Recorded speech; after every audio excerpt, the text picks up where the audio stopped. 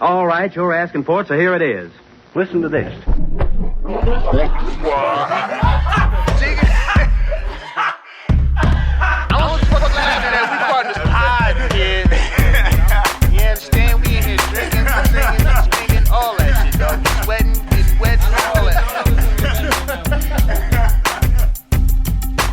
All right, welcome to the 82nd episode of the Drinking Partners Podcast. Yes, this is our Ozzie Newsome episode because it's the year of Cleveland, fam. It's the champions now. Yo, man, where the fuck do you get these numbers? So, like, I never see you Google. You'd be like, what episode is this? And then you'll just have a number. Where do you pull this shit out of? Man, I'm a sports fan, but only of 3 sports. Well, 2. I used to like baseball when I played it, and then it's like, nah, I don't play it no more. So, But football, basketball, man, there's enough numbers there. Oh, well. So, I don't know. Kudos, sir. I do Google it. Well, to say you hit up Turbosic for a hat, pulling them shits out. Nah. Shout out to Lee. That was our 81st Randy Moss episode. Yeah, Ozzie Newsome, one of the greatest tight ends ever, because Cleveland is one of the greatest cities in the country. I will not debate this. Nice. Except for this weekend because we have the Republican National Convention there, which I don't know. Yeah. That's going to be some shit, man. Well, I was watching CNN this morning, and they were like trying to, because I guess in Cleveland they got the open carry in Ohio where you can go to the protests and carry. They like tried to restrict it. Open carry? Yeah, kind of like in Baton Rouge where the guy was walking around with the gun. You could do that. So they were trying to restrict it to where you can't openly carry in the protest zones or whatever, but they shot that shit down. See what I did there? I didn't. I couldn't even jump in. You're like,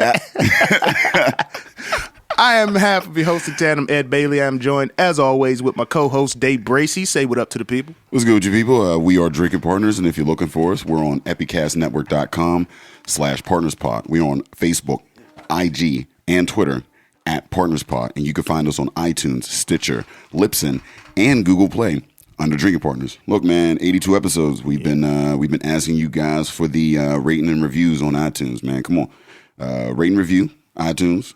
It takes you 30 seconds. You know what I mean? That's how we let others know that we're doing well. That's how we know what we're doing well, and that's how we continue to do well. So please, rate and review. Hey, you love us, we love you. Just let the people know. True. All you got to do is put it on the internet. It stays forever. There it is. Ask Kim Kardashian. I'm so sick of seeing her with like dick in her mouth. Like every time some random shit pops up, got a dick in her mouth. No, but I mean they keep circulating that same picture, and I'm like, come on, bro, this is old news. Like, Shawty got gifts. See what I did there? That's a call back to Ray J. Listen, man, I'm on fire today. Ray J, come through, man. We've been shouting you out. Since episode 1, man. You know what I mean? Ain't nobody else calling for you, Ray J. Just come through. You like the hip hop Nick Cannon without Nickelodeon or Wild 'N Out. Truth, yo, his hit list is both of them phenomenal. Both of them. They are low key killing the game, man. They are some vets. Hey, and outside of Bobby Brown and Whitney Houston, Ray J's been the most influential artist in the reality TV show realm. Yeah. Like him and Bobby Brown and Whitney ushered that shit in. I got to give out the Flavor Flav too, man. Nah, man. Being Bobby Brown was before Flavor of Love. Oh, yeah? Being Bobby Brown, I was still living at home with my mom. That's when, and that shit was real. Like that was Whitney mid. Is she doing drugs? Like that was that Whitney. Like they was dancing in a little. They wasn't sure. Like, is there something going on? Like, the fucking series started. The nigga was getting out of jail for hitting Whitney. Like that's real, dog. Wow, that shit's real. I might have to go back. You gotta go back and watch me and Bobby Brown, man. So, what you guys drinking on here today? Today we are drinking on Yards, man. I'm drinking on their Tavern Ale. They're out of Philly. I too have the Tavern Ale. Yeah, no, they're out of Philly. I picked this up from the local distributor. I mean, they're all around Pennsylvania. This is actually one of the better breweries. On that east side. So if you're ever in Philly, if you're at your distributor, pick up a case, man. It's good to go. I co-sign that Tavern Ale. It's good. Thomas Jefferson being on it, whatever, but the ale's good. I want to ask him, like, why Thomas Jefferson? Like, I wonder if they got to change who's on the Tavern since Tubman's getting on the 20. Like, we should just do a total revamp. Yeah. If you got a president on anything, you got to find like a Black history. I don't know if you could put a slave on a bottle that says yards. That is. I mean, I want Tubman out there, man, but I don't know maybe if not. But see, yards wasn't the metric for them back then. You know what I mean? Like, did they come out like? Did they have a work day meeting with the slaves? Like, we need you to do 20 yards of cotton. Like, I don't know if yards is applicable to slaves. Man, I just think they were like, we need you to work until you pass out. Right. So then they could do it. That's like saying you can't put a Tubman on a $20 bill. We were basically currency. If you think about it, it's printed on cotton. That's some ironic shit. They put a slave on cotton. I don't know, man. I don't know. That's glass half full. Word. Representation matters, man. That's what they say. Now I don't think that's gonna happen. No. They backdated that. They backdated that for that came out in 2015, so they backdated that 5 years. What? They said that wasn't going to happen until like 2020. What, the Tubman? Yeah. Man, I mean, by that point, we might even use money at that point. That's what I'm saying. Everybody's just going to be tapping their phones and shit. Yeah. Tapping their phones on a window, and then somebody delivers some shit from that store. Like, currency is overrated. Yeah, no, I get annoyed when I have to have cash. Like, I hate a cash-only bar or any type of establishment with the ATM. Like, that pisses me off. Racket. This is a fucking racket. And I mean, I talked to small business owners or whatever. And, we had Sweet Peaches on. She explained, the they got to pay for the merchant services and all that. You know what I mean? Well, fuck that. But yeah, it's annoying as fuck. And if there's an establishment across the street selling the same exact shit and they take cards, I might go there. I definitely will go there. I am that guy that when the cash conversation comes up, I always do that thing where I'll be like, I know I ain't had no cash when I left the house. I don't carry cash. As tap a your pockets man, I like, should probably carry cash though. Like That's if you talk to old school dudes, they like you always need to keep at least $20. Yeah, keep a 20 on you, keep a Tubman on you. Y'all didn't have debit cards back when you was carrying your school books in a belt. Like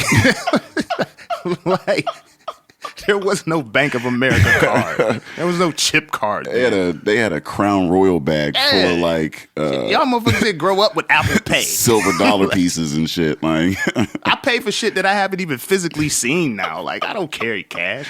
I'm just on the internet looking at a physical representation of shit. Like I like that. What I'm gonna do is give them access to my monies, and it's gonna show up on my doorstep at some point. Yeah, there's just numbers on the screen at this point. That's how we living now. Yeah. They change. Taxation without representation. I just wanted to say something that rhymed. I was on a roll. I think I lost it there. You know what, though? Speaking of yards, they are full of presidents on the bottle, so taxation without representation is a very poignant. There we go. That's why we're a team.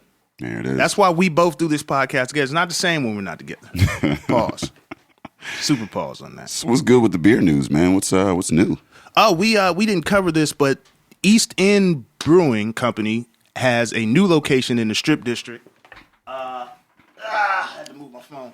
109 12th Street, Strip District. Down in the Strip, man. Down in the Strip. So now you have no excuse. You ain't got to worry because you know how people in Pittsburgh, they see that 206 area code and they get nervous. Now it's 15222. Take your ass down there and get you some good brew. There we go. Now that was dope. Boom. 222, get you some good ass brew. East End, holla at me, man. Hey, man, you got jingles. You got that one for free. Shout out to East End. That's man. it. That's the only one you get for free. I'm like Jamie from the Jamie Foxx Show. I work at a jingle company. The piano. Go 15222. Get some brews. I didn't like your cadence. No. That wasn't as... I have to work on it. Yeah. It was like the Antonio Brown commercial when it had that ugly-ass sweater on. What was he selling? He was selling like hoagies or some shit? Like, come on. This was before he was a Pro Bowler, y'all. Antonio Brown had a velvet sweater, a velvet V-neck, selling hoagies on public access television. I know you get a rookie contract. I know you got rookie endorsements. Like, this motherfucker it was like below Primanti's. This nigga was... He was promoting the Shell gas station corned beef spot. Introductory sponsorship. Shout out to AB, man. Yeah. Shout out to Shoe Brew. They came by to Comtra. Oh, yes. Which happened to be a sellout crowd. We want to thank Comtra. We want to thank the people of the Cranberry area for coming out. Shout out to everybody who was out there and our new listeners who are familiar with us now because of that show. We really appreciate it. You guys were a lovely crowd, very supportive, very active, very talkative. Yeah. But in a good way. Not disruptive. Nah. But talkative. Talkative, liquored up. Thank you again. Oh, they turned up. Thank you again, Shoe Brew. I mean, he came out, he brought some of that Tanya Harding, and, you know, it'll take the legs from under you. It'll take your knees out. So, you know, they were loosen up. And I mean, we had a great fucking lineup. Shout out to Matt Wolforth, Mike Sasson, Bill Crawford, the headliner. Everybody performed really well. Justin Jet Kalsovic for opening up, getting the crowd in it. I mean, it was it was all around good show, good talent. Dom Shuck coming out, on the ones and twos. Yeah, he played that shit when Mike was on. That was like, yep, that's why he's here. Yeah. That's why he's here. And he added a new element because you never had that musical element. Yeah, Dom came to shut it down. Good dude, man. Truth. If you need anything engineered sonically for a live show, Dom's your guy. Yeah, he's very good at what he does. Has a great resume, and he adds that flavor. Definitely. We'll be back at the Comtra Theater on August 13th. Yeah. The flyer's out now. Tickets available at Comtra Theater.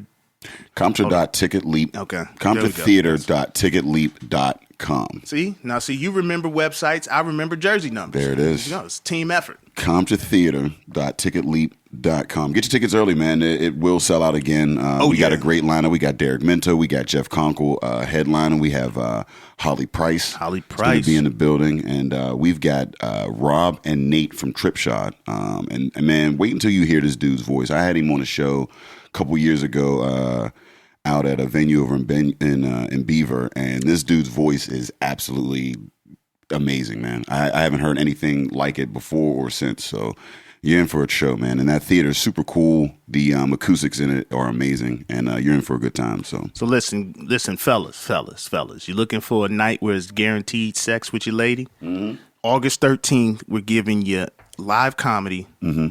We're giving you free alcohol. Mm-hmm.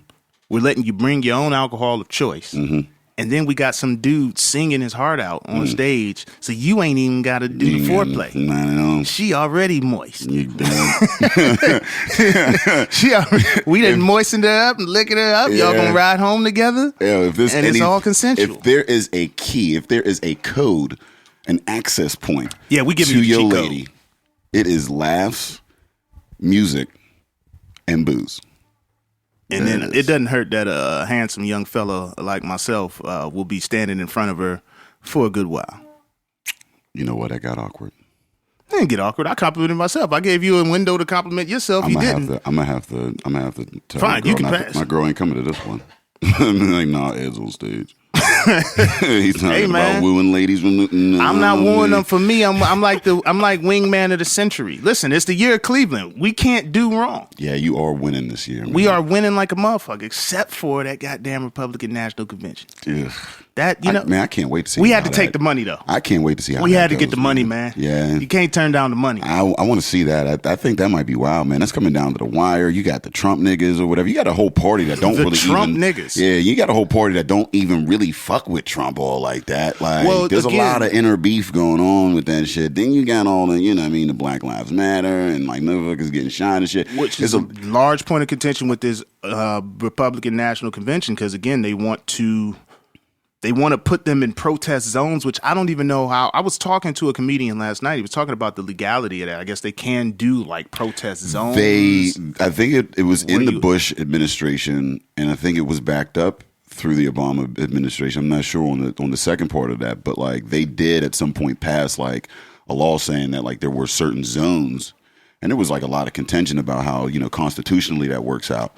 But they always try to silence us, man. Yeah, you always got to silence the people who rage against the machine or whatever whatever you want to call it. So yeah, I mean, and it's crazy because I mean, anytime you oppress a group and they become active, what I mean, and in their protest, they call them a terrorist or a threat, and they color them in this in this bad light, right. As opposed to like, looking at our country and saying like, look, man, this was a country founded on a rebellion. it's founded on violence, riots. You know what I mean, it's deeply rooted in our history, and not to say that I'm here to condone senseless violence. No, not at all. Not at all. Like I prayers goes up to the families affected by the shooting in Dallas. There was actually a shooting in Baton Rouge this morning, I believe.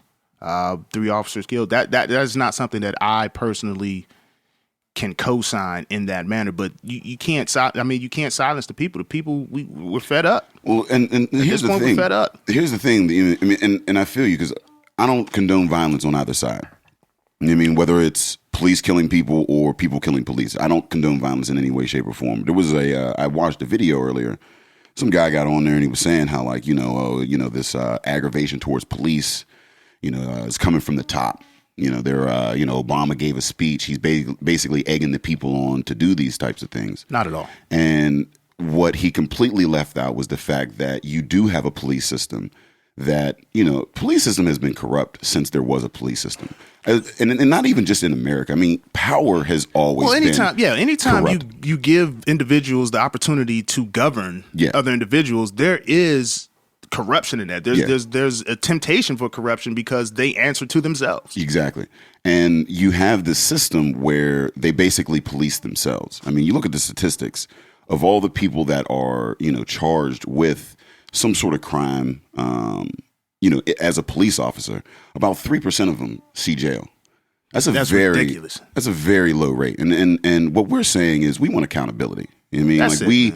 We want you to be under the same judicial system as we are. You know what I mean? Like, if you shoot, if you unnecessarily escalate a situation, like with the old boy in Baton Rouge, he had his hands up. You got your hands up. You say, look, I don't know what the fuck is going on. I'm not trying to start no shit. My hands are up. You guys are already pulled on me. You know what I mean? I just want to know what the fuck is going on. And that's my right as a citizen, is to ask, say, hey, I don't know what's going on. Tell me what's going on before, you're just comply, just comply. And then he tackled him. Now, at that point, it becomes unnecessary escalation. Why are you tackling this dude with his hands up saying, hey, what's going on? Why take that to a physical situation that can and did ultimately lead in the death of another individual? It's because they don't fear any type of repercussion for the way that they police, because you have a 3% chance. If somebody told you had a 3% chance of rain, would you wear a raincoat? Would you take an umbrella out? You probably not. There's always a 3% chance of rain. Exactly. You know what I mean? So so you don't think, you're not thinking for rain. They're not thinking for repercussions. We need to change that mentality. 2 things with that. I would say, one, it's funny. I have this different perspective in the sense that I have a family member who's an officer. Mm-hmm. So I actually go to him a lot of times and ask him about how they approach the situation. And what he explained to me is many times in those situations where you get the report of a weapon, they do physically try to, I guess, take control of the situation from a physical standpoint. Because to me, I thought it was weird. Like, if I hear a dude has a gun, I'm not going to run up and tackle him. I'm probably going to just come up and be like, yo, I need you to show your hands, this, that, and third. So the tackling isn't necessarily what I focus on, even though I don't know if that was necessary to throw him on the hood of the car or throw him on the ground. But once you have this man under your control, this is what's bothering me about it, especially the latest 2 incidents, the Philando Castile and the Alton Sterling. It feels like the suspects, so to speak, weren't a threat at that point. And to it, I think it speaks to a fear on the officer's part of black men. And I just think if you're scared and you have a gun, you're going to shoot. Yeah. So a dude immediately says he has a weapon. He tells you he has a weapon. He's going to reach for his registration. You're going to shoot if you have a gun. And you're going to stand there with your weapon drawn on him as he's dying because you're scared. You're not only just scared of him now, you're scared of what you just done. You realize what you just done. You got a dude laying on the ground. You got your knees on his arms, your knee in his chest. You got your weapon in his chest. And he makes a slight move. You're going to shoot. You're scared. Yeah. And I think that a lot of that to me speaks to, we have people, again, you got people governing you who don't understand you and who there's a temptation for corruption. 1, because they don't get convicted a lot of times. And 2, they're in power. They're policing themselves. There has to be a mechanism where there could be an independent review of these things. Exactly. You can't have the police department of the city policing that killed somebody. I'm not gonna tell. Like, I'm not gonna. They talk about don't snitch in black neighborhoods. Motherfucker, these cops ain't snitching on each other. Like, they're not gonna. It's bad for them in all ways. Would you wouldn't allow the food industry to self-regulate? Right. You know what I mean? If it was like, beef, no, you know what, you guys just hand out. We'll trust that you'll check your shit and make sure that it's grade A. If you trusted the food, would you eat that beef knowing that there was no FDA out there, coming through and checking that shit? It's the same thing. I mean, why not having, like you said, an independent community panel? And I can even see it being mixed of, say, 2 appointed, experts to have, some sort of background, and then maybe 3, elected officials, in the community to review these things and say, hey, outside of, an internal, whatever's going on now. The numbers are strikingly low for repercussions for misconduct as it stands. That's what gets lost in the Black Lives Matter movement when they try to turn it into this terroristic group. The heart of the movement is accountability. We feel like people aren't being held accountable. That's all it is. We don't think you're being held accountable. Look, aside from the fact that you've been mistreating us for as long as we've been in this country. Yeah. Okay. Let's not ignore that. You're not being held accountable at this point. If there's something like if I shot you, Day, and it was on camera and they saw me shoot you, there's an assumption of guilt there. Yes. Now I'll go to trial and I'm innocent until proven guilty, but I'm not going to get paid leave. No. I'm not going to have this outcry of, he did something that caused him to get shot. No, I shot him on camera. Like that. They don't care about the backstory. They don't want to hear the backstory. Yeah.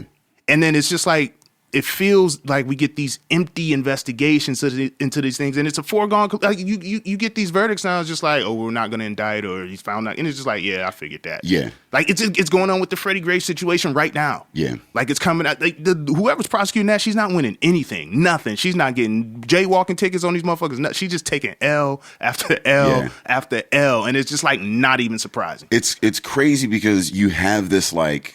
We live in this society where you give the cops this benefit of the doubt.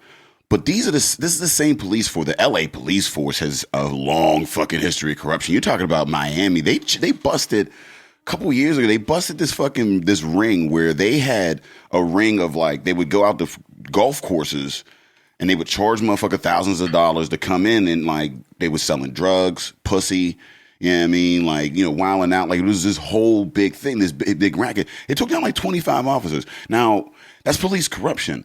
Why do you assume that that's just never a cop? Why would you give that assumption given so many cases of police corruption throughout the course of, decades after decades and sheet after sheet of this? Again, we just want that accountability and that same, this may be a guilty man. Right. Let's give him an actual trial. So at the Drinking Partners, we do encourage banter. If you follow Day and I on Twitter, we are outspoken on these subjects. Feel free to, get a back and forth, get a conversation started. I would much prefer conversation that leads to action than action that leads to indictments. I don't want us shooting people and getting blown up by robots and shit like that. We don't condone violence in any way, shape, or form. There needs to be something in place. There has to be a situation that we get to a point where we feel like we're just getting a fair shake. Yeah. And I don't think that's too much to ask in any realm of society to ask for a fair shake. Nah. And for all the all lives matter people, I just want to explain that, Black Lives Matter, statistically we are at the bottom. And anytime that you raise the condition of your lowest people in your society, you raise the condition of everyone in that society. So the shit that we're fighting for, this accountability, this transparency, this affects everybody. Everybody wins with this. It's not like we're stop shooting black people, but keep shooting everybody else. No, we're just saying, look, we need the whole system to change. Right. It's not just Black Lives Matter. It's really Black Lives Matter as well. That's basically what we're saying. We're not acknowledging that all lives matter. We're saying, please acknowledge that Black Lives Matter. Yeah. And just, again, if you're protesting, be safe, be calculated in what you do, be stern in what you desire and what you demand. But, make sure you don't tarnish the movement with selfish actions. That's what I would say. Yeah. Just don't, think about how your actions affect the movement as a whole. And I'm not saying you gotta be soft or anything, but stay within your legal rights. Stay stern with what you want. Be adamant about what you desire. Just don't take it to a point where what happens is it kind of undervalues the movement. Yeah. Because now they can point to it and say, "Oh, you guys are terrorists now," and it devalues it. And then that rhetoric gets put out there, it gets spewed over and over and over again, and they lose the original point where all we are asking for is accountability. Yeah. All we're asking for is a fair shake. Yeah. There's a difference between civil disobedience and, just straight murder. There's just there's no excuse for it. You can't answer death with death and expect anything to happen. Right. Again, and to me, my bigger issue with it outside of the death is it takes away from the movement. It's a legitimate movement that gets undervalued, or it gets skewed as to what our purpose is when we have these senseless murders. So, with that being said, again, we encourage any conversation, any back and forth. Yes. Again, as two African-American gentlemen, this hits very close to home. We would love for anything. If you have any solutions or any ideas, anything you want Drinking Partners to do, get involved with, hit us up, man. Yeah. Hit us up. That's more important than the rating reviews. Hit us up. Like, we're a vehicle here. We have this podcast. We're out every week. We're talking to people of the city every week, influential people. We're talking to small business owners. Let us know what you want us to do, what we can do to help. We obviously will, do what we can. Yeah, there's no point in having this medium if we can't, use it to make a change. So, help us, help everyone else. I'm gonna make a change for once in my life. Now, look, I'll be listening to the podcast. This is how you transition. You start using music. So as I do this, you got to transition it to our guest. Word. Gonna feel real good. Gonna make a difference. Niggas start introducing them. Gonna make it right. Coming up on the show, we've got local artists. I don't know the lyrics no more. Big dude. So I'm just using the local artists. This next guest is you've seen his art all around online. Shout out to Drip Lounge. Shout out to all his art around the city. You'll catch him down at Black Forge later this month. He's got some shows coming up. I'll let you know more about that. Let's give it up, everybody, for Durty Art. Say what up to the people, man. What's good, y'all? We appreciate you being patient while we went on our political rant there. And while I did the blackest thing that you'll ever be a part of. Listen, let me tell you something. You know why I was mad at Rich Homie Quad?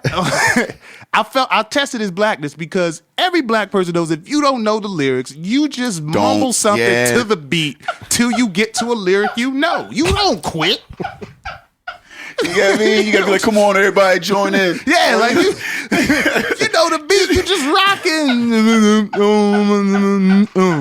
You don't have to know the words. You just gotta know how it sounds, Rich Homie. God damn.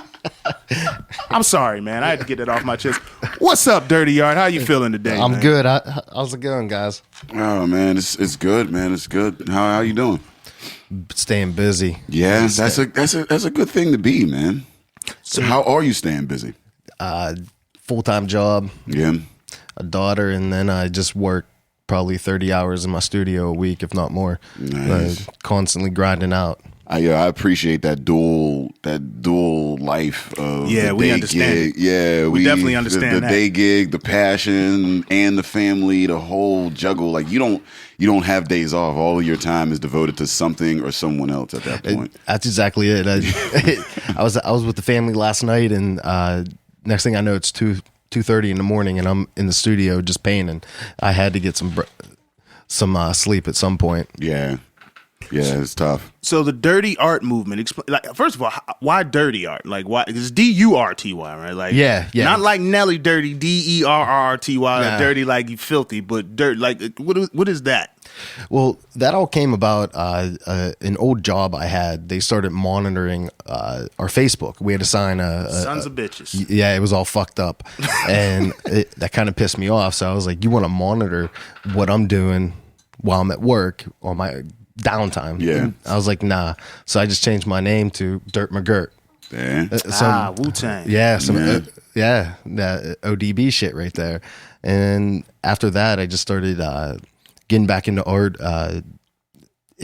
for therapeutic reasons and to prove my wife wrong on some shit. So, well, that's the ultimate motivator right there. A woman in your life that you're trying to prove wrong. Yeah. You never see a man work harder. Nah. Yeah, it's and it just spawned into all this, and I've got to meet some really cool people through it, and it's I think it's cheaper than sitting on a couch and talking to some dude or woman about what makes me upset. I'm not just talking about it doesn't get it out. For me, it's an action and just doing something else creatively. So your inspiration for your pieces, do they generally come from recent events or recent thoughts, or is it a nostalgic type of thing? How would you? I'd say like some stuff like back when I was a kid. I'm definitely influenced by hip hop. Yeah, heavy hip hop. Yeah, that's my main influence is that, and now doing a few pieces here and there have made me a little soft because of my daughter. So yeah. She has I said like the Cat in the Hat is. Yeah, that is something that I grew up. I loved Dr. Seuss books growing up. Dr. Seuss is my favorite artist. My favorite author. I mean, he's ridiculous, and that's how like I actually he caught like my eye because I saw that Cat in the Hat and I was like, this is fucking awesome. Like it was like a Banksy type. You know what I mean? Like Cat in the Hat. You know. Yeah, I threw the gas mask on it. Yeah, and that's because Dr. Seuss was smoking. Yeah, true. Man, he was a lyricist. Like he was high. Yeah, he was high as shit. Every cover looks like some high shit. He was like Woodstock high too. Like not just yo, I'm smoking loud high. Like Woodstock, like random tripping on acid Brady Bunch shit.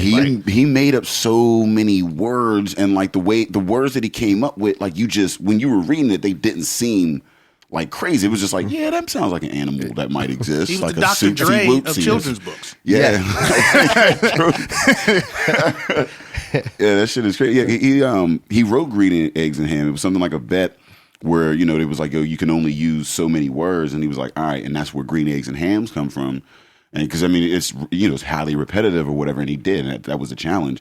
And that's one for me, that's one of my favorite. I read it to my kid all the time. Like it's okay. One, you're not gonna keep talking about Dr. Seuss as your favorite author.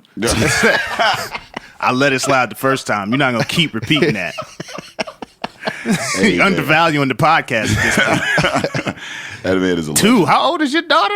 Like, you're not reading Green Eggs and Ham anymore, right? Oh, yeah, no, I'm still reading Green Eggs and Ham. Oh, man, come on. She's reading novels, but, I put her to bed to some I'd be mad as hell when you pull She like probably that hated it like a mother. It's for me. I don't. It was never really for her. She was just a conduit. Dave's daughter, 17 years old. He'd have put Green Eggs and Ham on audiobooks on her iPhone. I'm going to Skype that shit with her in college. Yeah, I was. I'm not even gonna say anything negative. Shout out to Dr. Seuss. I ain't gonna say nothing negative about Dr. Seuss. I was never really into his shit though. No. He was racist as fuck. Did he do One Fish, crazy. Two Fish? Yeah, he did One Fish. Well, everything that was a cartoon or something back in the day was racist as fuck. Yeah. I was just talking to somebody about Speedy Gonzalez last night. That's racist. Oh yeah, it was heavy back in the day. Andale and all that shit. Yeah, I never even heard a Spanish person say andale. I don't even know if that's really a Spanish word. Like, have you ever been around a Spanish person they said andale? I've never heard that. The only person I ever heard say andale was Nelly. Yeah. He was a country black dude. Yeah. Wow. I'm sorry. I don't want to ruin anybody's childhood. I'm just saying, man. No, I mean, it's crazy. I mean, you don't notice it until you get older. I mean, I watch a lot of cartoons. I mean, all the time. And you look back at that shit with the big lips and shit, and the fucking, the chick dancing with the fruit on her head and all that. Like it was wild. It was blatant, and it was just like that's just what it was. Yeah. Like nobody. Disney was racist as fuck too. There were so many things wrong with Disney. Yeah. Disney, I found out as an adult that they put random dicks on all their like shit. Like that's, I guess, if you're a grown man drawing children's movies, maybe you do. I don't know. Everybody does some shit at their job that they're not supposed to do, and like they do it to get away with it. But I drawing dicks on the like on the cover of like. I don't know, Beauty and the Beast and all that shit. Like, there are internet like sites that have all the random dicks that have been drawn in Disney. It's so foul. What do you Google? Disney dicks? I don't know. Somebody put me on. I can't remember. Somebody put you on. Somebody put me on. No, not to Disney dicks. That's not even a pause, but Well, no. Somebody put me on the Disney dicks. You didn't know you could, man. Well, nah. That whole catalog. Now you got me feeling all weird about it. You made it. I didn't draw the shit. I just Googled it, which I don't. I see your search history. Oh, my search history. Disney dicks. I'll Disney dick right now. I'll Google that shit. It was weird. Yo, okay. Everybody who's listening, Google Disney dicks. I'm telling you, yo, it's on. I don't know if it's Beauty and the Beast. They got like a random dick on the castle. Mickey Mouse. They used to draw mad dicks. Little Mermaid was on. It might be Little Mermaid that I'm thinking of. Mad dicks, man. I've not said the word dick so much in such a small period of time. I want to move forward. So I'm going to make a random segue into something totally different. So you say with the hip hop is a large influence on you. Were you ever a graffiti artist or? Growing up, I did some shit, but and that's exactly what it was shit. But it was like the Beastie Boys, Rakim, KRS, Houdini, and stuff is what I was listening to. Licensed Ill was actually my first cassette that I had. Ooh. And you always got a connection with that first album. Yeah, it's that first one you own. Yeah. License to Ill is the good one. Mine was way more negative. It was 187 Killer by Eazy-E when he was dissing Dr. Dre, which is an album I probably should have never owned when I was 7. Yeah, no, probably not. But and mine was Po Pimpin'. Po Pimpin'. Do you want to ride in the backseat of a caddy? See that? But you get away with that because you don't really know what they're saying. Yeah, my mom was like, what is... Eazy-E had a song on that album that was called "Give Me That Nut." Like, I didn't even know what I was singing in my room. Like, while I'm playing Madden on Super Nintendo, listening to "Give Me That Nut," and I don't know where my mother was at this time. I don't know why my dad bought me that album. I feel like it was at a time when him and my mom was having trouble, and he was like, "I got to do something nice for the kids." Yeah. So he's like, "Choose an album," and I was like, "Ooh." Let me just grab this one with this dude pouring a 40 ounce on the cover. Like, that goes with my lifestyle. I'm 7. Shout out to Eazy. Like, all right. Rest in peace. True. So, when did what you've been drawing your whole life? Like, what got you? What at what point were you like, this is something I want to like pursue in a very you're putting 30 hours a week in it. At what point did you say I want to go for that? After I started getting a little recognition on like IG and Facebook and stuff, I was just sharing my shit, and then people were like, "Hey, can I buy that?" I was like, "Yeah." I didn't even know how to sell it. I was like, "Give me $50," and then from there, someone hired me to just to draw some dude in a plague mask for him, and I was like, $40, and I put more time in that. Like, I was losing money, and then it was just like I started doing like fan art, and people were like, "Oh, that's dope. Can I get that?" I was like, "Yeah." So now, what is fan art? So like I like a lot of underground hip hop and stuff like that. Okay. I did a sad clown from Atmosphere, and Atmosphere actually shared it on Facebook and everything. They were like, "Oh, check this out," and everything. And then someone was like, "Oh, I want that." And I watched my statistics on Facebook go up. It went in one day. It was like 265 new likes. Yeesh. I was like, "Oh, that's kind of dope." So like just playing off of it and the stuff that inspires me, the stuff I listen to, and doing the fan art actually got me involved with Crush Kill Recordings, which was the record label that Idea. I don't know if you're familiar with him. He was a really dope MC, and he passed away. It was his label. His friend and his mother run it, and I've been involved with them doing shirts, skate decks, and I was part of their 5-year anniversary and shit. Nice, man. Nice. Yeah, I saw what you did, the one with Rakim. Yeah. Yeah, I saw the picture and whatnot. Like, that was crazy. How was that meeting him, man? Meeting him was wild because I went to the concert with him in KRS, and I got backstage. My dude Paradise hooked me and my buddy up. We were like right behind with them performing. So Rakim comes out, he does his set, we follow him back, and everyone starts like crowding him, trying to get in the green room and everything. And I mean, the dude's smooth, and I made a bold move. I knew he was kind of, I don't want to say gangster, but I mean, he's a straight up dude. It's like, you don't want to fuck with him. Yeah, he's Rakim. Yeah. You ain't gotta, if anybody knows. He's real. We call that real. Yeah. he's fucking Rakim. Yeah. So he's one of the gods of rap. Yeah. So security's kicking everyone out. They won't let anyone in. And I'm right by the door, and I just reach for his hand. I'm like, hey, Rakim. I was like, I did the painting for you. And he was like, oh, yeah? He's like, get in here. I want to talk to you. And I was like, cool. So they wouldn't. You touched his hand? I like that is a bold play. That is bold as That's fuck. bold as shit. I had to get his attention. A random hand touch will get you tossed the fuck up out of it. If I'm standing there and a dude grabs my hand, you gotta go. It's an automatic cockback. Like it's because like a female hand is a soft. I don't know if you lotion or not. You know what I mean, like white dudes don't use lotion. That's what I'm saying. Like so it had to be a rough course. Like you knew it was like a dude. Like that was bold. Big ass hand grabbing me on the wrist like I'm Ray Charles and shit. Get your ass out. Who's this dude? Dude, that was a bold move, man. You got to go for yours, though. I respect that. Yeah, shoot your shot. I was actually willing to take one in the mouth. You know, I was ready to. I'm going to have to pause that because just on the nature of the conversation. You grabbed the man's hand and on the was nature willing of the to take one in the conversation, mouth. I cannot allow you to say those words. But I know what you were saying, but you just got to, you know what I mean?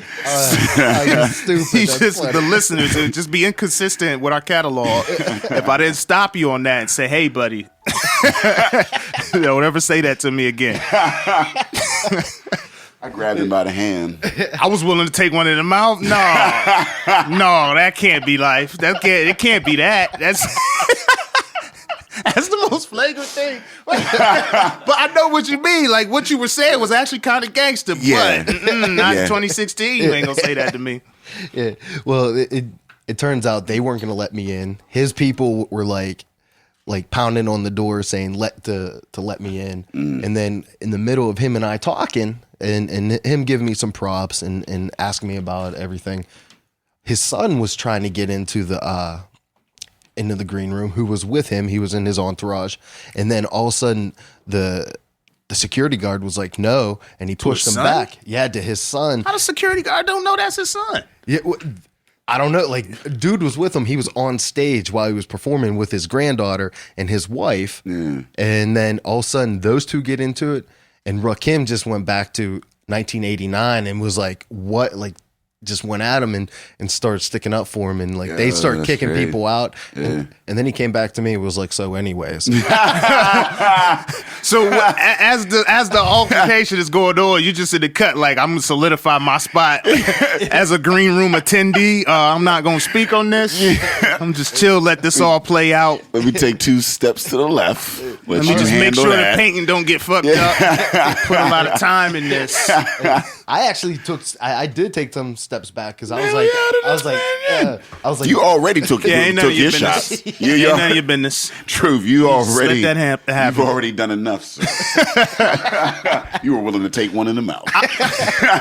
Pause. By a fist. That, you know what? I will say that again. That doesn't help.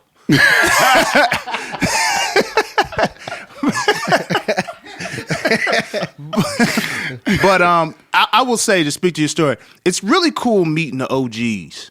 Like, the OGs are dope. Like, I met Raekwon at Shadow Lounge in East Liberty. Just the coolest, like, most relaxed. Like, it's just a different vibe around them. Like, there's a lot of hoopla and a lot of, oh my God. But with them, they're very, like, calm, centered. Like, it's being in the game that long. I mean, you figure for them, is, I mean, like life, all of this for us is like holy fuck. But for them, in order to stay in that long, you have to build like a bubble of normalcy. I mean, I think that when you talk to them, you're in that bubble, like, and it's crazy being in that bubble and looking at it from the outside while everybody's going wild. To just like, I would say that, but then you meet you meet some people that it's just not normal. Like I've opened for some headliners who have been in the game for decades, and it's just not as cool. It's just not. They still got that I'm that dude type of thing, and there's a way to have that I'm that dude type of air. But being that dude means I can control the environment. Like and the OGs seem to want to control the environment in a way that is conducive for a good chill, a good night. Everybody kind of enjoying themselves. Oh, they'll get you the fuck up out of there, like if they don't want you around. Yeah. But like motherfuckers, I don't want to say no names, but goddamn, some people be trying to high sign on you, and this shit just be whack. Yeah. I'll tell you, one of the coolest people I've ever chilled with, DL Hewley. Yeah, cool as fuck. I wasn't even on the show. I'm just in the green room. So he's just, he's talking to me like a regular, like I'm on his level or something. Like talking to me about how I can improve and do my shit. Like a cool OG. He seemed like a based ass dude. I mean, I try not to. Sock game was official too. Shout out to a sock game. I'm big into socks. Yeah, I try not to like judge people based off of what I see on TV. I'm fully understanding that this is all portrayed or whatever. But like through what I've seen, him speak on and issues and whatnot. Like he seems like a very balanced. You know what I mean? Based kind of a guy. Like he was just on Fox News recently. Oh man, you know what I mean, going back and forth. So shout out DL Hughley. Yeah, shout out to him. So as an artist, is there a community environment here in Pittsburgh that you kind of involve yourself with, or are you guys like kind of just everybody's doing their own thing? It's a little bit of both. Okay. I'm actually part of a collective. It's the Red Fish Bowl. It's by my buddy Chris Bowles. He kind of runs it. He finds places that displays art. He puts together shows. I was actually involved with Raw Artist for a while, and then I stepped away from that and just tried doing things on my own and find ways to market myself, my art, and gain more followers and stuff like that. So there's definitely a collective here and a group of people. So it's and then I'd say there's a lot of people doing it as themselves, not with anyone as well. What does the affiliation bring you? Yeah, I was gonna say, like, how does that work? What are the benefits? Do you guys like collaborate on pieces or for Red Fish Bowl? Yeah. No, Chris. He actually finds a lot of spots that will hold art shows or display artwork for local artists, and Delaney's Coffee is really big for that. Black Forge has been coming up on that as well, embracing a lot of local talent, just local artists trying to get noticed and everything. Because I do think it does start locally, because every famous artist was a local artist at one point. Thank you, man. We've been trying to spread that message for years now. I'm stuck in this random thing. You ever where you can't move your eyes? So I'm kind of in a gaze, but I did hear you, and I'm trying to snap out. But yes, I agree. No, it's weird, man. It fucking happens to me, and I'm like still okay. I'm back. It fucking happens. Like I can't be the only one who gets caught in these random gazes, and like I'm fully aware of what's going on, but my eyes are stuck on some shit that don't even matter. I don't even know what I was just looking at, but yes, all famous artists were local artists at one point. Yes, and you definitely want to jump on that before it is a bandwagon. Yeah, because if you get us while we're local, it's support. Yeah, it's support. After that, you're just a bandwagon, and we might not know you at that point. You're just another nigga that can't get in the green room. True. That's what it becomes. Yeah, we want to shout out, take a break real quick and shout out Compton Theater, August 13th.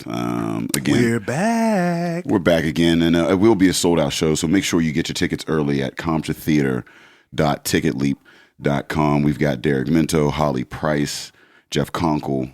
Conk Daddy, funny as shit. If you've never seen Conk Daddy headline, you're in for a treat. Yeah, he's I don't know. I can't say enough about him, man. He's a regular at the Improv. He's done comedy all around the nation, and he is very good. He's one of my favorites in the city, hands down. Yes. So Compton Theater, August 13th. And shout out again to Shoe Brew. We want to thank them again. Shoe Brizzle. They are out in Zelienople. Go eat some of their food. Oh man, the food is amazing. Get the beer because it's great. Get the food because it's just as good. And if you can find that Asianish cook that's in the back there, holla at him. Yeah, tell Junta I said what up. Shout out to Juntao, man. That was my guy. True. But yeah, shout out Shoe Brew for sponsoring the last event. And make sure you come out to the next event and see who's sponsoring that and get some of those wares. You know what I mean? Support local. Yes, sir. Now, in the vein of supporting local, I wanted to ask you, so you touched on with the Facebook doing the fan art and kind of finding your niche. How important is it as an artist to identify, I guess, your lane to start to monetize your gift? Like how for the transition from you being like, oh, I'm good at this to I want to monetize this, because that's the stage that Day and I are in at this point. Like we've cemented that we're good at comedy, and now it's like, okay, now it's time to make money. Now it's time to build the brand and make money. And so as an artist, how do you go about that? Like, for example, we interviewed Baron Batch, and one thing that he does a lot is he does the elephant and the astronaut. So you always see that there's a certain style to his art that you can say, okay, that's him. Like, how do you do that with your art? I think for a while, like for me, it was the gas masks. I was putting gas masks on everything. But it's... I change it up so much. I do, because like I want to get away from fan art. Okay. So and I kind of feel bad. Like I'll do like 1-2 paintings of the same one, and now I'm actually limiting that to one of everything. So everything's a 1-on-1 at this point, and I think the turn that's a good branding. Yeah, to do it. My thought is, and it's something I'm looking into, is to do something that's, in my mind, really dope and putting forth a lot of effort in doing prints, like a limited of 25 prints of something like that, and then just sign them all. Like if people want my signature or not, I don't care. But like doing it that way is something that I'm thinking about doing as well, because I'm actually working on this oil painting that I have probably 15 hours into already, and that's just painting time. And and like I'm waiting for it to dry. I have one layer drying going on almost like 2 weeks now, and I'm looking at it, and I'm just going fucking crazy because like I see the end result, and I'm trying to get there. So like I'm teaching myself new techniques, new things, and not trying to be the same, and just using aerosol at this point. So there's 2 questions. One, who are some of your influences, and 2, how do you like self-teach and, techniques and whatnot? What are some of like your avenues of learning? And like, is it just, like trial and error? Do you research? Do you like talk to other artists? Like, how do you develop? Well, I'll start with my influences. A lot of it is Jeremy Fish.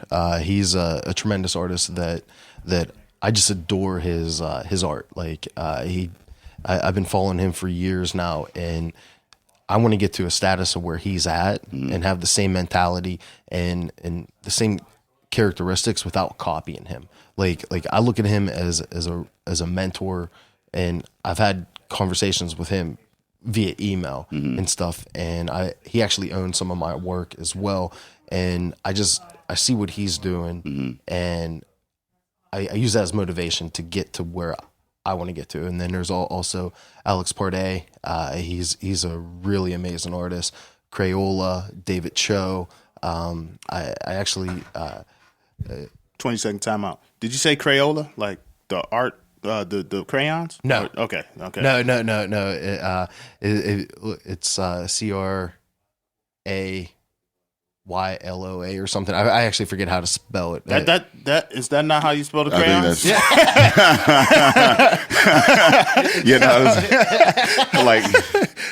I'm sure not the Crayola Crayon Company. I just find it interesting that somebody just took that and just I'm gonna call myself Crayola. Like, all right, that's what's up. Not a good I feel like if you take on Crayola, you gotta be that dude. Yeah, be like, you can't just be like, you know what, I'm gonna be like fucking white sheet paper. You know what I mean? Like, and just be like just a random, like, I gotta regular look dude. up this Crayola character. I gotta see what he's doing. You need to check him out, because I mean, he is that dude. He does a lot of like realistic fantasy paintings and stuff. Like like he does these birds and he's not been sued. I don't hope that he gets sued. I'm just saying, how the fuck did he not get take the name? Like he just took Crayola. Was like, yeah, I got that. No, don't worry. No. Next generation Crayola shit.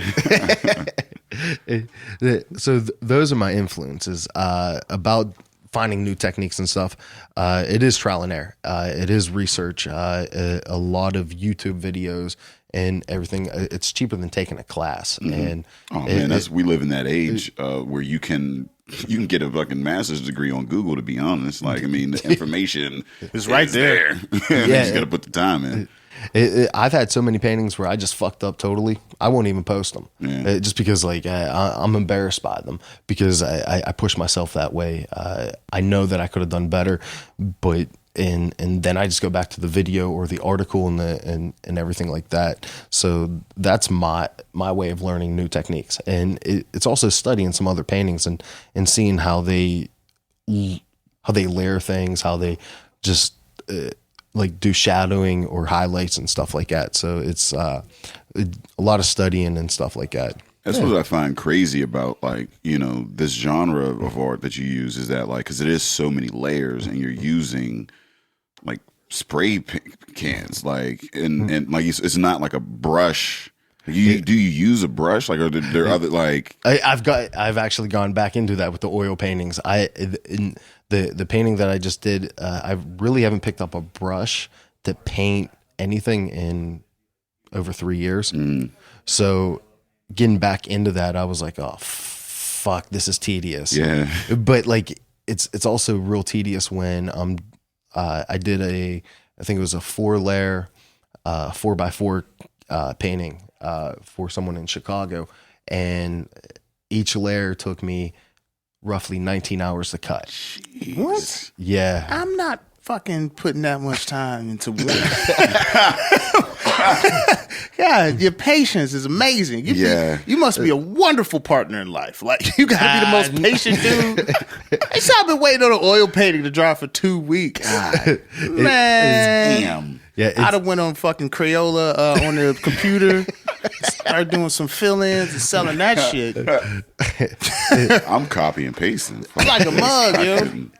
So with the aerosol cans, how do I? Because this is gonna make me sound like well, shit, I ain't an artist. So how do you guys do that shit? Because I can't even, the distance from can to canvas, I haven't mastered. Like, I've tried to do some shit before, and it's just, I always get these random blobs of too much paint. Like, how do you get that steady hand to even be able to, and with the shading and getting the different layers, like, how do you do that? I just go, I always do my backgrounds freehand. So it's a matter of spraying paint on it or something, and it's also the different caps that you use, fat caps, thin caps, and everything. Know nothing about that. So. Yeah, I didn't think about that. That's crazy. Yeah, each cap will put out a specific extreme, kind of like a shower head. Exactly. It's got the little clicky thing. Yep. Like if I want to clean or if I want to get a massage. Yeah. Okay. So like with that, I just stand right over it and I just go real soft at first on the first layer stencil and I cover it, and then I just take a step back, get a little closer and everything. It's about finding your comfort zone and knowing when is too much to put down, so you don't have those blobs and runs. So do you ever, like, what is the margin of error? Because is it like, because I know, like, sometimes when I shave and, like, if I just cut a little too low, then I'm like, fuck it, now I gotta just go all, like, I just guess it's done. You know what I mean? Like, and I couldn't imagine, like, you doing, like, a 19 hours, like, waiting to dry, and then you go to do something, and then, like, it go, like, halfway to the left, and you'd be like, fuck. It's over. Yeah, like, you know what I mean? Like, where do you, like, how often does that happen? Yeah, how often do you, like, fuck this last 73 hours of bullshit? That happens more than you would think, because then at that point, I redo the background because I have to start over from layer 1 all the way up, and if one goes off, you could see it just by looking at it, be like, his eye is completely crooked, or that definitely shouldn't be there. Like, there'll be a gap in between the layers and everything. So yeah, that happens a lot. Wow. I just start over, or I just get so pissed off, I say fuck it, I rip up the stencil and I don't even go with that design. See, I admire that though, because in the comedy realm, you can do that. Like you can have a joke and it could be one piece that's off, but there's so much you can salvage. Like you can't salvage with the visual art because it's fucked. It's fucked. Permanent and it's reviewable like for life. Damn. I was just doing a piece 3 months ago. It was a Tupac piece, and it had the poem "In My Demise" in it. I misspelled a word, and then I left a word out. Ooh, you know what? Most people don't know that poem. You could have got away with that. You could have sold it to some unsuspected customer who just wanted to buy a Tupac painting because he wanted a black dude hung on his wall. Yo, that's like that. That's like that tweet that you got a fucking typo in, but it already gets like 5 or 6 retweets, and you're like, I'm just leave it now. I can't. I gotta leave. Well, you know, and I'm very, very, very proud that I know this. There are misspellings on the Stanley Cup. Really? Yeah. Wow. Well, then there it is, man. Ooh, didn't know I knew that right. Blew your mind. I blew your fucking mind. I knew that, didn't you? I didn't even know you knew what the Stanley Cup was. Yeah, I know what the fuck the Stanley Cup is. Big ass cup. And white dudes drink out of it. I don't know if that shit look platinum. It's the cup that Lil Jon wanted to get to, but the Yin Yang Twins fizzled out. 2 more platinum plaques, and Lil Jon's gonna be having a big ass platinum cup in his videos, but the Yin Yang Twins couldn't get a follow up. No, yeah, there are several typos on there I read, and like, because you want to know why I know this. I was because you finally had a championship, and you were like, I'm interested in championships fuck now. You, because I had 2 championships. I saw the Buckeyes win 2 national championships, so I'm happy with that. But it did. I was like, LeBron had the finals championship trophy. He took it to lunch, and I was like, okay, so I know in basketball they have 1. But then I had read in hockey like everybody gets a day or something with the trophy. Because I googled like, does everybody get a Stanley Cup? Because I'm like, how the fuck niggas is taking this shit to their house? Like it's just like mad Stanley Cups around. And then I just read 10 random facts. Luckily, I got a chance to use my knowledge here. So there it is. There you have it. Man, don't throw those typos away. Sell them as exclusive pieces. Show them that you're human, man. It could be the upside down plane on the stamp. You know what I mean? Like you could just save that, so when you do get big, it'll be like, and you won't get it until you die. It'll be like, we got this rare showing of a dirty art with like a crooked eye. Going for millions. Crooked eye. There you go. So I think this is rapid fire time. Rapid fire time. To hit him with a couple. So let's see here. We're gonna start now. We just asked you a bunch of random questions. We want you to answer truthfully. The first shit that comes to your head. It's very fun. Is this gonna be like a 1-word answer? Or? No, that have to be 1 word. Okay. Day's questions aren't even rapid fire. Like Day's questions be long form. I'll try to keep them rapid this time. Yeah. So you spoke about Rakim. If there's one artist, one rapper that you could meet, chill with, and paint, who would it be? A$AP Rock. I've painted him, but I'd like to chill with him and actually do something that is mind blown and huge. I respect the man on his knowledge and his skill set as well. A$AP Rock. Not to be confused with A$AP Rocky. No. Just for the 24 and under listeners. Where'd you grow up? North Huntington, PA. Where the fuck is that? It's right outside of Monroeville, 20 minutes from the city. It's Irwin, PA. Yeah. Right before Jeanette. There you go. Yeah. Do you remember your first piece of art? My first piece of art. That you would consider art? Yeah, it actually got me banned from a college show when I was in college. It was a picture of Hitler getting executed, and the teacher wouldn't display it in the art show that was coming up, so I called her a fucking Nazi and pieced out the class. So you calling her a Nazi got you kicked out. Like, don't try to blame They were like, we don't believe in this. You're out of here, sir. Like, it wasn't the drawing. The establishment. It was the reaction to the lack of support to the drawing where you then went name calling. That's a very important piece of that story. You went Isaiah Crowell on your teacher. Like, he just, did you see the football player from the Browns? this is not a funny story. So he posted a picture of a cop being stabbed in the neck. It was a drawing. Yeah, he posted it. And so then the Cleveland Police Department said, we're not going to work any games unless he apologized. They said, no, fuck you, kiss our ass. Like they told him to kiss their ass. And they said they wouldn't work any games. So then somehow they strong-armed this dude into donating money to Dallas. So I seen that piece. But they didn't kick him off the team. So and he didn't call anyone a Nazi. So what's your favorite beer, sir? My favorite beer, I enjoy Magic Hat No. 9 and Nice. Sierra Nevada. Sierra Nevada, yeah. That was one of my first forays in the craft beer. It's a nice pale ale. Good shit. Yeah, also like Delirium. Oh my god, I do really enjoy Delirium. Yes. I'll tell you Which what. one? Nocturnum or I think that's what it was. The pink elephant sold me. Yeah. I buy things based on logos. I was like, yeah, I fucking want that. At least you're real about that. Yeah. Because I do that sometimes too. Not even like popular name brand logo. I bought a T-shirt that had a rose on it because I was like, that's dope. They put a rose there instead of the Polo Man. Yeah. instead of the Polo Man?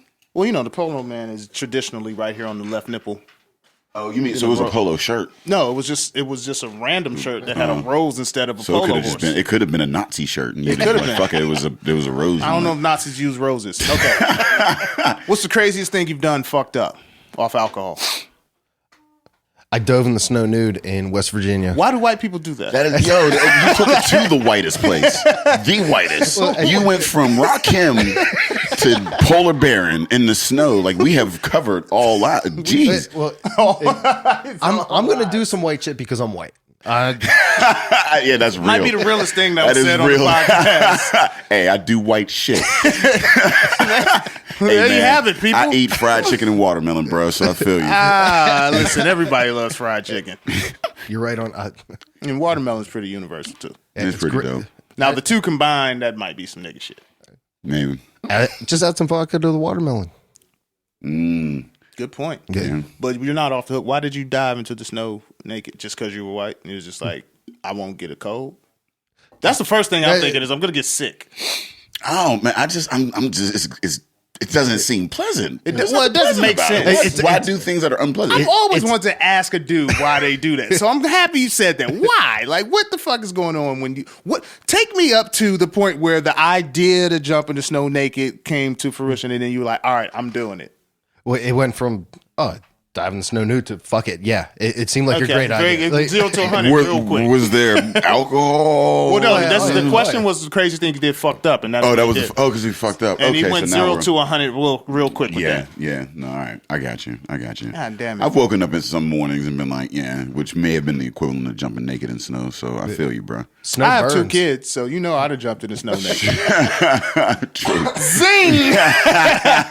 We've done crazier things, sir. So what do you got coming up, man? July 30th, I have an exhibition at Black Forge. Shout out to Black Forge. Yeah, The Godfather. I got that coming up, and then really I'm focusing on more just if I can get an out of state show or something like that, that'd be great, or somewhere local. But I'm trying to put a lot more time and detail in all my paintings and keep from going fucking crazy. Nice. Where can they find you? You can find me on Facebook at just search for Durty Art, and on IG it's Durty Art, Twitter it's Durty Art as well. Dirty with a U. DURTYART, Dirty Art. Yeah. Other than that, that's all I do is paint, and I mess with my daughter. Her and I make just weird noises to each other, and then I call her Godzilla, and right now she's walking around like George Jefferson. She got the arms. I adore it. How old is she? She actually turns a year on July 24th. Cool. Nice. Man. Me being more of a veteran in the game, Dave more of a vet than me. Once she turns 2, you're gonna hate her. And I'm not saying that to be negative. Once they start acting like their mama. Yeah. Like right around 2, it starts to be like, oh, okay, I see. Yeah. And they just do whatever the fuck. Oh yeah, little girls tell you. They They tell you what the fuck they feel. That's it. Yeah. But hey, love your daughter. Yeah. They'll come back around though. I mean, I can't wait till my daughter turns 11, 12. Yeah, they'll come back around eventually. But Well, I'll be lying to her, so it don't matter. Boom. Word up. There you have it. That is Durty Art, people. Look him up, support him. Great artwork. Have him draw you. Fuck it. Have him draw whatever. Have him paint some shit. Do whatever, man. Support, man. Support local. Support now before they forget about All you. national was local first. Dave, let the people know where they can find us. If you're looking for us, we on epicastnetwork.com/partnerspod. You can find us on IG, Twitter, and Facebook at PartnersPod. You can find us on iTunes, Stitcher, Libsyn, and Google Play under Drinking Partners.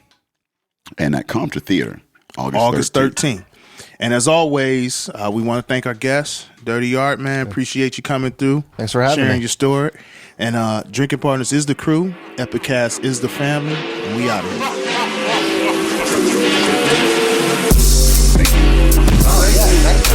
Sitting through our rain. We were past due. Yeah, well, it was past due. Yeah, we know. I mean, we